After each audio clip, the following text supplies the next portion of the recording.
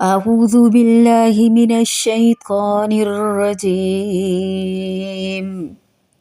سورة الرحمن مدنية. بسم الله الرحمن الرحيم. الرحمن علم القرآن. الرحمن رحمان، علم اس نے تعلیم دی، القرآن قرآن کی، اس بے حد رحم والے نے یہ قرآن سکھایا۔ سورت الرحمن مدنی صورت ہے، 3 رکوع ہیں، 78 آیات ہیں۔ قرآن کی ترتیب میں 55 نمبر ہے، جبکہ نزول کے اعتبار سے 97 نمبر ہے۔ الرحمن علم القرآن، اس صورت کا آغاز اللہ تعالیٰ کے مبارک نام الرحمن کے ساتھ ہوا، اور پوری صورت اس کی بے حد اور بے حساب رحمت کی تفصیل ہے۔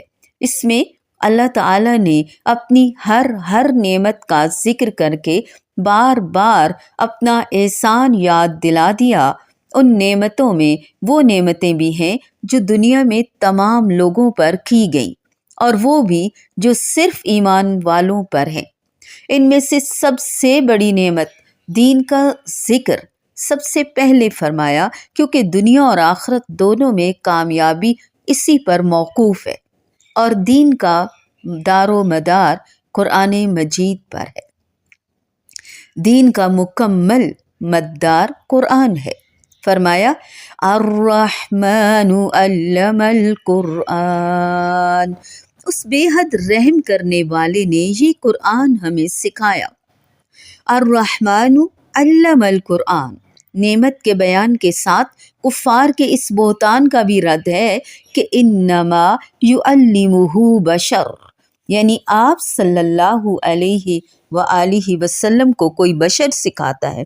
فرمایا آپ کو سکھلانے والا کوئی بشر یا کوئی اور ہستی نہیں، بلکہ وہ رحمان ہے جس نے آپ کو قرآن سکھایا۔ ابن عاشور نے اس کی وضاحت کچھ اس طرح سے فرمایا کہ کفار کا کہنا تھا کہ قرآن کسی اور نے آپ کو سکھایا ہے، گویا وہ یہ مان گئے کہ یہ آپ نے خود نہیں بنایا بلکہ کسی اور نے آپ کو سکھایا ہے، مگر وہ یہ نہیں مانتے کہ آپ کو قرآن سکھانے والا اللہ رب العزت خود ہے، اور یہ اٹل حقیقت ہے۔ دل سے مانتے تھے، زبان سے اقرار نہیں کرتے تھے۔ اسی لیے اللہ رب العزت نے فرمایا اس رحمان ہی نے آپ کو یہ قرآن سکھایا، علم القرآن۔ اب یہ قرآن اللہ نے جب سکھایا تو پھر کیا وجہ ہے کہ ہم سیکھ نہیں پا رہے؟ اب نعمتوں کا جو اللہ تعالیٰ نے اس میں ذکر فرمایا، ان نعمتوں کے اس انداز میں ذکر کرنے سے بھی جہاں ان نعمتوں کا اظہار ہو رہا ہے، وہاں یہ بات بھی واضح ہو رہی ہے کہ یہ نعمتیں رحمان ہی نے عطا فرمائی ہیں، انہیں عطا کرنے میں کسی اور کا کوئی عمل دخل نہیں، نہ کسی قسم کی شرکت ہے۔ مشرکین یہاں تک تو مانتے تھے، مگر اس سے لازم آنے والی بات ماننے کے لیے تیار نہ تھے کہ جب یہ سب نعمتیں رحمان ہی کی ہیں تو عبادت بھی صرف اسی کی ہے۔ گویا نعمتوں کے شمار کرنے میں مشرکین کو ان کی غلطی پر تنبیہ اور اکیلے اللہ تعالیٰ کی عبادت کی طرف توجہ دلانا مقصود ہے۔ علم القرآن، علم اور پھر قرآن، یعنی علامہ کا سکھانے کا ایک مفعول القرآن ذکر فرمایا کہ اس رحمان نے یہ قرآن سکھایا۔ پھر دوسرا مفعول ذکر نہیں فرمایا کہ کس نے سکھایا، کس سے سکھایا، یہ حذف کر دیا تاکہ عام رہے۔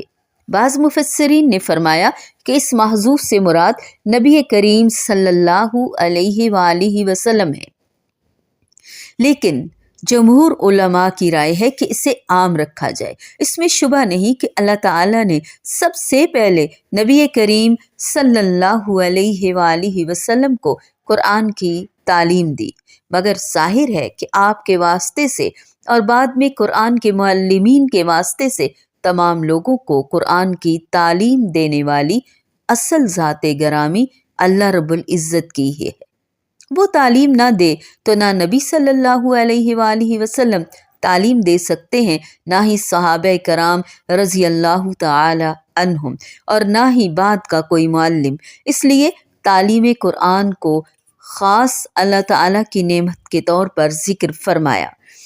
پھر مفسرین نے چونکہ یہاں القرآن سے مراد رسول کریم صلی اللہ علیہ وآلہ وسلم پر نازل شدہ قرآن کریم لیا ہے، اس لیے آیت کے الفاظ کے مطابق القرآن اور پھر اس کا پڑھنا، اس کی تعلیم لینا، فَإِذَا قَرَأْنَاهُ فَاتَّبِعْ قُرْآنَهُ، تو جب ہم اسے پڑھیں تو اس کے پڑھنے کی پیروی کر۔ اس تفسیر کے مطابق اللہ تعالیٰ انسان کو پڑھنے کی تعلیم کی نعمت یاد دلا رہے ہیں۔ الرحمن علم القرآن، اس رحمان ہی نے پڑھنا سکھایا۔ یاد رہے کہ رسول اللہ صلی اللہ علیہ وآلہ وسلم پر نازل ہونے والی سب سے پہلے وحی میں لکھنے کی تعلیم کی نعمت کا ذکر خاص طور پر فرمایا۔ اقرأ وربک الاکرم الذی علم بالقلم، پڑھ اور تیرا رب ہی سب سے زیادہ کرم والا ہے، وہ جس نے قلم کے ساتھ سکھایا۔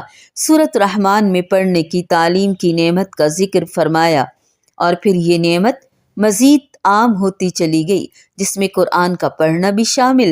حقیقت یہ ہے کہ لکھنا، پڑھنا اور بیان تینوں انسان پر اللہ تعالیٰ کی ان عظیم نعمتوں میں سے ہیں جو اسے جانوروں سے ممتاز کرتی ہیں۔ انہی کے ذریعے سے وہ دور اور نزدیک دوسرے انسانوں سے روابط رکھتا ہے۔ وحی الہی سے حاصل ہونے والے علوم کو انسانی عقل اور تجربے سے حاصل ہونے والے علوم و فنون کو سیکھتا اور سکھاتا ہے، لکھ کر محفوظ کرتا ہے اور آنے والی نسلوں تک پہنچاتا ہے۔ بے شک بسم اللہ الرحمن الرحیم، الرحمن علم القرآن، الرحمن علم القرآن۔